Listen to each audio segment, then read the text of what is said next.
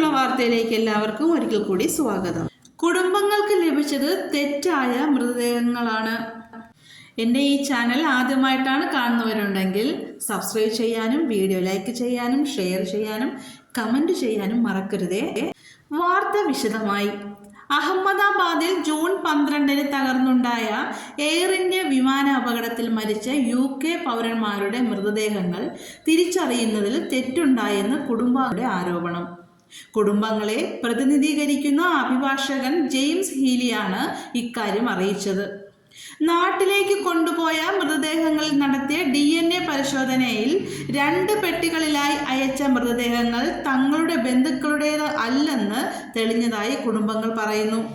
ഈ വാർത്തയോട് പ്രതികരിച്ച ഇന്ത്യൻ സർക്കാർ ആശങ്കകളും പ്രശ്നങ്ങളും ശ്രദ്ധയിൽപ്പെട്ട ഉടൻ തന്നെ UK അധികൃതരുമായി ചേർന്ന് പ്രവർത്തിക്കുകയാണെന്ന് അറിയിച്ചു.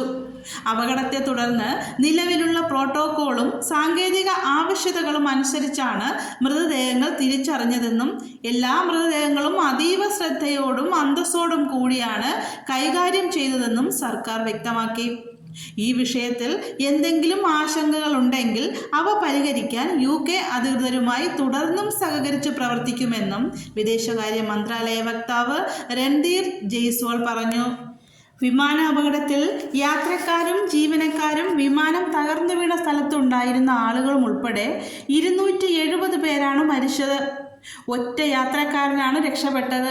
ജൂൺ 12 എയർ ഇന്ത്യയുടെ ബോയിങ് 7878 ഡ്രീം ലൈനർ വിമാനം 242 പേരുമായി ഉച്ചയ്ക്ക് 1:39 അഹമ്മദാബാദിൽ നിന്നും ലണ്ടനിലേക്ക് പറന്നുയർന്ന് 32 സെക്കൻഡിനകം വിമാനത്താവളത്തിനടുത്ത് BJ മെഡിക്കൽ കോളേജ് വളപ്പിലാണ് തകർന്നു വീണ് കത്തുകയായിരുന്നു.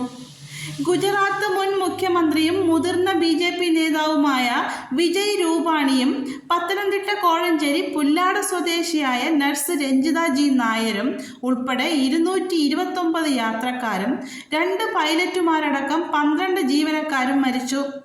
മെഡിക്കൽ കോളേജിന് സമീപത്തെ വീടുകളിലേക്കും വിമാനഭാഗങ്ങൾ ചിതറിത്തെറിച്ചു. ഹോസ്റ്റൽ ക്യാൻറ്റീനിൽ MBBS വിദ്യാർത്ഥികൾ ഭക്ഷണം കഴിച്ചുകൊണ്ടിരിക്കുമ്പോഴായിരുന്നു അപകടം.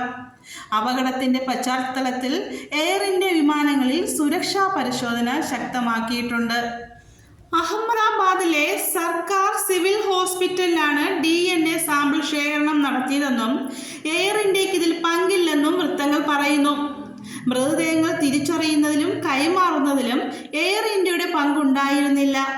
മൃതദേഹങ്ങൾ അടങ്ങിയ പെട്ടികൾ കെൻയോൺ എന്ന രാജ്യാന്തര എമർജൻസി സർവീസ് മുഖേന എയർ ഇന്ത്യ കാർഗോയിൽ UKയിലേക്ക് അയച്ചത്. ടാറ്റ ഗ്രൂപ്പിന്റെ ഉടമസ്ഥതയിലുള്ള എയർ ഇന്ത്യ ഈ വിഷയം അന്വേഷിക്കുന്നുണ്ടെന്ന് സമ്മതിച്ചെങ്കിലും മൃതദേഹങ്ങൾ മാറിപ്പോയെന്ന ആരോപണത്തെക്കുറിച്ച് ഔദ്യോഗികമായി സ്ഥിരീകരിച്ചിട്ടില്ല. അപകടം നടന്നതിന് പിന്നാലെ ടാറ്റ ഗ്രൂപ്പ് മരിച്ചവരുടെ കുടുംബാംഗങ്ങൾക്ക് 1 കോടി രൂപയുടെ നഷ്ടപരിഹാരം പ്രഖ്യാപിച്ചിരുന്നു. കൂടാതെ അടിയന്തര സാമ്പത്തിക ആവശ്യങ്ങൾക്കായി 25 ലക്ഷം രൂപയുടെ ഇടക്കാല ധനസഹായവും എയർ ഇന്ത്യ വാഗ്ദാനം ചെയ്തിട്ടുണ്ട്. UKയിലേക്ക് അയച്ച മൃതദേഹങ്ങൾ തങ്ങളുടെ ബന്ധുക്കളുടേതല്ലെന്ന് തെളിഞ്ഞതായ സ്ഥിതിക്ക് ആർക്കാണ് പിഴവ് സംഭവിച്ചത്?